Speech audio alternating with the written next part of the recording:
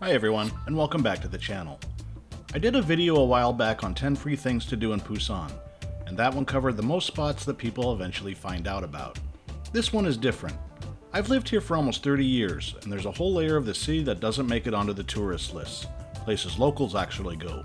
Things that are actually completely free, generally worth your time, and that most people walking around Haeundae have absolutely no idea about.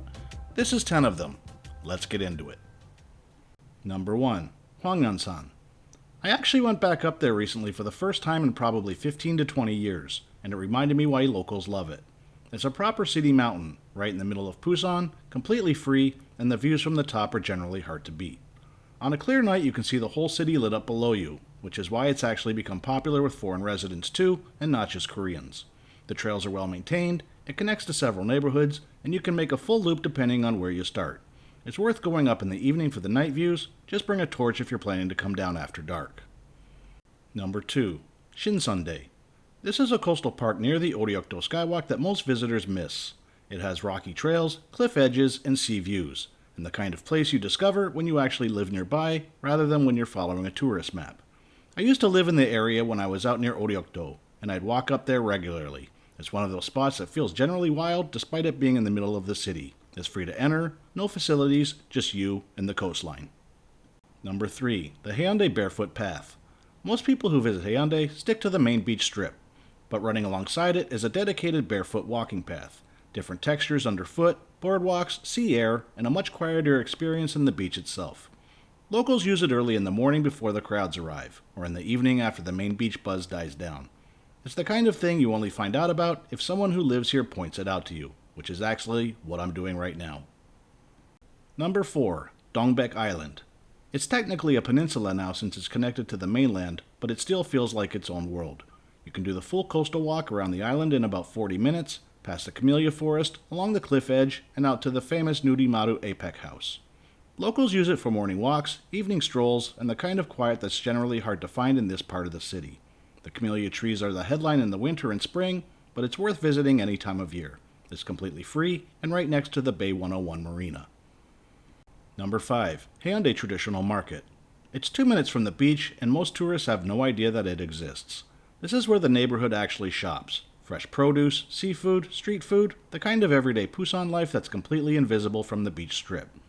You're not going to find English menus or tourist pricing in here, but it's free to walk through, and the atmosphere alone is worth it. Go in the morning when it's busiest. By the time tourists are waking up, locals have already been here for hours. Number 6. Free outdoor movie screenings at the Busan Cinema Center. On select Tuesdays through the summer into early September, the Cinema Center runs free outdoor film screenings under the iconic roof structure in Centum City. Locals know how to check the schedule and show up early with a blanket. It's the kind of evening that costs nothing and feels generally special. A good film, open air, and one of the most architecturally striking buildings in the city as your backdrop. Number 7. And staying at the Busan Cinema Center. On Saturday evenings through the warmer months, the Dureraum Wind Orchestra performs free open-air concerts outside the building, usually with the Pantastic Market running alongside. It's one of those recurring free events that locals build their weekend around, but barely makes it onto any tourist guide. Film music, outdoor setting, market stalls, and it costs nothing. Same location as the screenings, and once you know about the Busan Cinema Center as a free cultural venue, it keeps giving. Number 8. Seasonal flowers and wildgrass spots. Busan has a whole calendar of free natural color that locals know to follow and most visitors completely miss. The standout for me is the pink mully grass at Deja Park in the autumn. Great clouds of soft pink grass that look almost unreal in the right light. But it doesn't stop there. Hydrangeas at Shinseondae in the early summer, cosmo flowers along the Nakdong riverbanks in autumn, wisteria in the parks in spring. None of these cost anything. They're just there, season after season, and if you know when and where to look. Number 9. And this one's more of a habit than a single spot.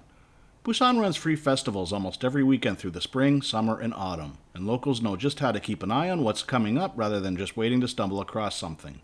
The Abong Festival in Gwangali, the Port Festival, the International Fireworks Festival, the Hydrangea Festival in Shinseondae, outdoor concerts at parks across the city, most of these cost absolutely nothing to attend.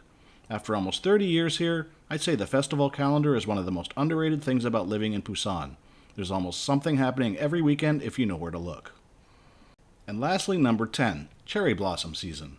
Every spring, Busan turns pink and locals have their own favorite spots that never make it onto tourist lists. Everyone knows Gyeongju and Jinhae for blossoms, but Busan does it just as well and within a fraction of the crowds if you know where to go. Gwangali and Haeundae both have great blossom streets that are completely free to walk. Citizens Park turned into something generally beautiful for about 2 weeks in late March to early April, and Dalmaji-gil up in Haeundae Hills is one of the best blossom roads in the entire city. A hillside road lined with cherry trees, above the sea, and most people go up there are locals. All of this is free, open, but gone in 2 weeks, which is exactly why you need to know about it in advance. So that's 10 things in Busan that locals actually know about, and that won't cost you a single won.